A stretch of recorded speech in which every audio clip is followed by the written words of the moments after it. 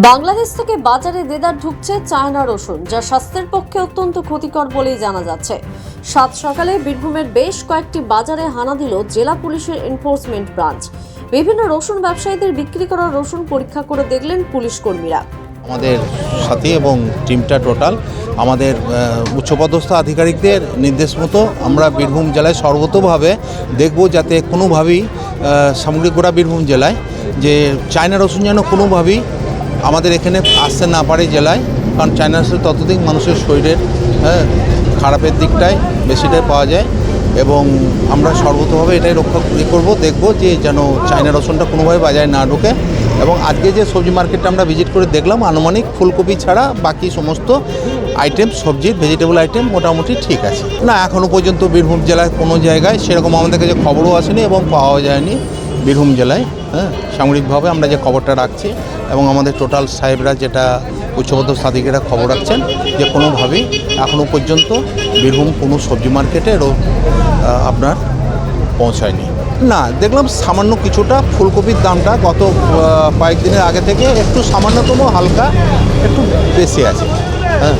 ওই 2 টাকা 3 টাকা শ হিসাবে পার পিস হিসাবে একটু বেশি আছে ফুলকপি, আর বাকি সব কিছুদিন আগেই নদিয়া তেহট্টতে চায়না রসুন মিলেছিল বাজারে। এমনি দেশি রসুনের দাম প্রতি কেজি 300 থেকে 350 টাকা হলেও চায়না রসুন সেখানে 140 থেকে 150 টাকাতেই বিক্রি হয়। আর এই চায়না রসুনের দাপটে ক্রমশ কোণঠাসা হচ্ছেন স্থানীয় চাষিরা। বাজার চেয়ে গিয়েছে এই রসুনে। অনেকেই বলছেন এই রসুন অস্বাস্থ্যকর এবং ক্ষতিকারক। এই রসুনের সঙ্গে সঙ্গে গাছের ক্ষতিকারক জীবাণু আমাদের দেশে ঢুকে পড়ছে।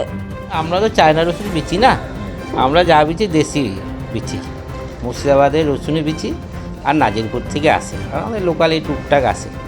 আমরা বাইরেকার মাল বিচি ওটা, আর চায়না মাল আমরা মানে এখানে ঢুকেও নি, এখনও পর্যন্ত শিবিরতে ঢুকে নাই, বুঝলে। এমনি আমাদের সব ঠিক আছে। আর এসছিল, ওরা দেখে গেছে, ছবি ফবি নিয়ে গেছে, দেখলো না যেগুলো আমার চায়না মাল এখানে নাই। না না, এমনি অফার আসে নাই আমাদের। আর জানা তো এখানে শিবিরতে মোটামুটি কেউই এমনি চায়না মাল এখনও বেচেনি, আড়তদাররা কেউ বেচে না, পুরোরা যদি দুধ দিতে দিয়ে ওদিক থেকে এনেছে, ঠিক আছে, ওই জন্য।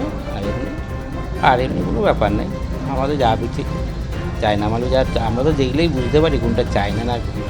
না, আমাদেরকে বললো যে চায়না মাল এলে বিচেন না, বড়ো সাহেবের অর্ডার আছে, চায়না মাল এলে কিন্তু খবর। আর দেখলো আমার মাল দেখলো না চায়না মাল নাই।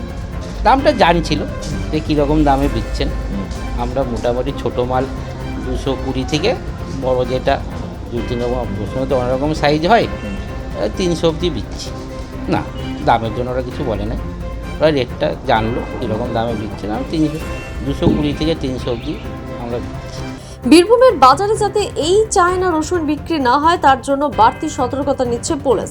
সিউড়ির বিভিন্ন বাজারে আজ সাত সকালেই ডিইবি বিভাগের ডিএসপি স্বপন কুমার চক্রবর্তীর নেতৃত্বে বিশেষ অভিযান চলে। তবে আশার আলো, বীরভূমে এখনো পর্যন্ত কোনো চায়না রসুন মেলেনি। এখানে চায়না রসুনের জন্য বলতে এসেছিল, তো আমাদের এখানে চায়না রসুন বিক্রি হয় না। প্রথম কথা, আমাদের কোনো খরিদ্দার চায়না রসুন নেয় না, আর আমরা চায়না রসুন বিচিও না। আমাদের যা আছে সবই ইন্ডিয়া প্রোডাক্ট, চায়না রসুন আমাদের বিক্রি হয় না। না, আমরা বেচি না, তো আমরা তো বিক্রি করি না। আমরা চায়না রসুন আমাদের এখানে খরিদ্দার ধরেও না। আমরা যাই বেচি ইন্ডিয়ার মাল বেচি, আর আপনার সামনে দেখতে পেয়েছেন সব ইন্ডিয়ার রসুন হচ্ছে আমাদের কাছে। না না না, আর কিছু বলি না, আমাদের জিজ্ঞাসাও এইটাই বললো। আর আমরা বিচি না তো কেন বললো, আমরা তো বিক্রি করি না চায়না রসুন।